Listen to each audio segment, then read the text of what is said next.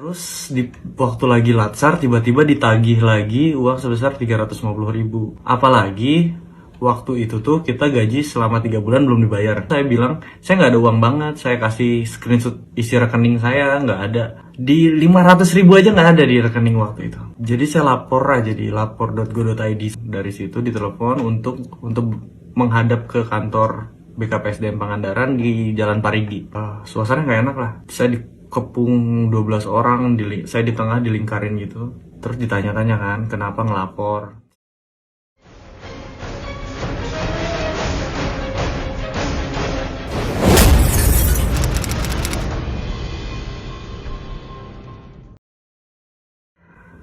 Assalamualaikum warahmatullahi wabarakatuh. Saya Husen.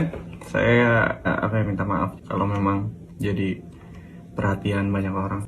Saya cuma mau ngejelasin detailnya ya, kenapa saya bisa berani speak up, kenapa saya bisa berani untuk mengundurkan diri gitu. Awalnya tuh waktu Latsar 2020, setelah kita menerima surat tugas dengan detail anggaran yang sudah dibiayakan oleh negara, tiba-tiba hamin seminggu kita disuruh bayar uang transport. Yang bikin jengkelnya tuh nggak ikut sama rombongan. Kalau saya kan naik motor dari Pangandaran ke Bandung. Ada juga kan orang yang nggak bisa ikut karena lagi hamil atau lagi sakit, itu juga disuruh bayar. Makanya bagi saya jengkel aja gitu. Tapi ya udahlah, saya bayar pada waktu itu. Terus di waktu lagi latsar tiba-tiba ditagih lagi uang sebesar 350.000. Ya walaupun under sejuta lah, bagi beberapa orang mungkin bukan seberapa, tapi bagi kita nih agak berpengaruh gitu. Apalagi waktu itu tuh kita gaji selama 3 bulan belum dibayar. Benar-benar belum dibayar, lagi dirapel katanya. Oh ya udah gitu. Cuma kan jadi berat banget gitu. Sampai yang nagih tuh saya bilang, saya nggak ada uang banget. Saya kasih screenshot isi rekening saya, nggak ada. Di 500.000 aja nggak ada di rekening waktu itu. Jadi saya lapor aja di lapor.go.id. Saya kasih cantumannya, saya kasih screenshotan penagihannya, saya kasih bukti transfernya di situ dengan kata-kata yang baik, dengan kata-kata yang saya pikirkan bersama teman-teman saya. Nggak lama dari laporan saya kirim, tiba-tiba dicari siapa yang lapor.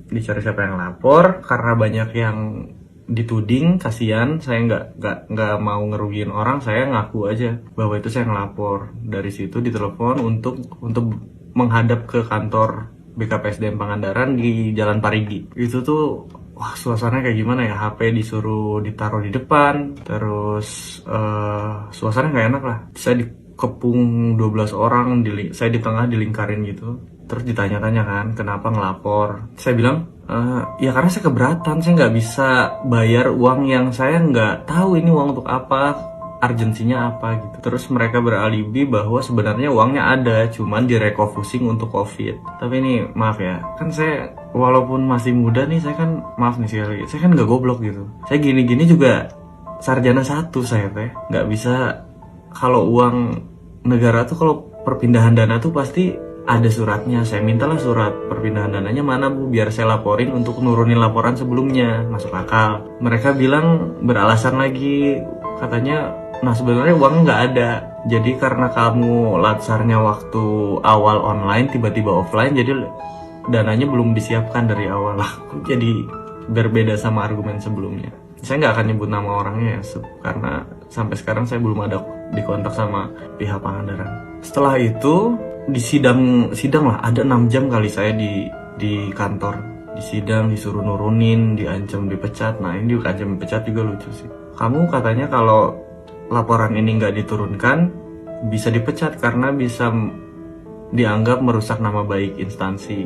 Saya bilang dengan polosnya, karena saya waktu itu masih umur 24 atau 25 gitu. Saya bilang, ya udah Pak, saya minta surat pemecatannya hari ini juga, kata saya. Dari situ bingung aja, mereka jadi ngancem ya, ngomong ke teman CPNS saya di satu sekolah, harusnya diawasin usernya gini. Jadi ngerugiin banyak orang, saya jadi nggak nyaman. Sekolah saya didatengin, dicari masalahnya ada apa, padahal baik-baik aja sekolah saya. Jadi saya merasa dirugiin gitu, maksudnya dirugiin, diancamnya ke orang lain. Saya nggak bisa tuh, kalau ngancam ke saya nggak masalah, cuman kalau ngancam ke orang lain itu berat lah bagi saya. Dari situ dipanggil lagi minggu depannya lagi untuk nurunin laporan. Ya udahlah, saya capek karena banyak yang dirugiin. Saya nurunin laporan sampai bulan Maret 2022. Itu tuh ada kasus lagi di instansi itu. Katanya ada CPNS yang ngambil uang kas. Tapi kok proses persidangannya nggak kayak saya gitu. Saya di sidang kayak kayak saya tuh koruptor gitu, kayak saya tuh pembunuh gitu. Segitunya lah pokoknya, saya nggak bisa nerangin secara detail ya. Tapi kok yang jelas-jelas ngambil uang kas ini nggak ada sidang kayak saya, nggak ada rame-rame kayak saya. Saya tuh dulu ya, waktu saya ngelamar grup kabupaten itu, kalau Husen nggak nurun laporan, SK satu kabupaten nggak akan turun. Semua nyerang saya, pasti itu. Semua nyerang saya. Karena mereka nggak tahu masalahnya, cuman taunya kalau Husen nggak nurun laporan, SK nggak akan turun. Semua nyerang saya. Saya pun jadi beban, akhirnya nurunin lah. Di bulan Maret itu karena ada orang yang ngambil kas itu, saya merasa sakit hati karena kok beda perlakuannya. Dari situ saya cabut ke Bandung. Sampai Bandung setahun saya nunggu surat pemecatan nggak keluar. Ya udah, saya memutuskan untuk mundurkan diri aja. Berat sih. Orang tua juga berat. Ibu saya nangis, saya juga bingung harus ngomong apa. Cuman ya mudah-mudahan ada rezeki lain gitu. Saya memohon banget ya untuk pemerintah Pangandaran, udahlah, orang-orang yang kayak gitu jangan dipakai terus gitu. Masa mau kayak gitu terus sih, udah tahun 2023 ini teh. Masa saya harus nyembah-nyembah biar nggak ada lagi kejadian kayak gitu, biar nggak ada lagi orang-orang kayak gitu. Malu atau itu aja sih paling yang bisa saya sampaikan. Terima kasih banyak untuk atensi orang-orang di keluarga net.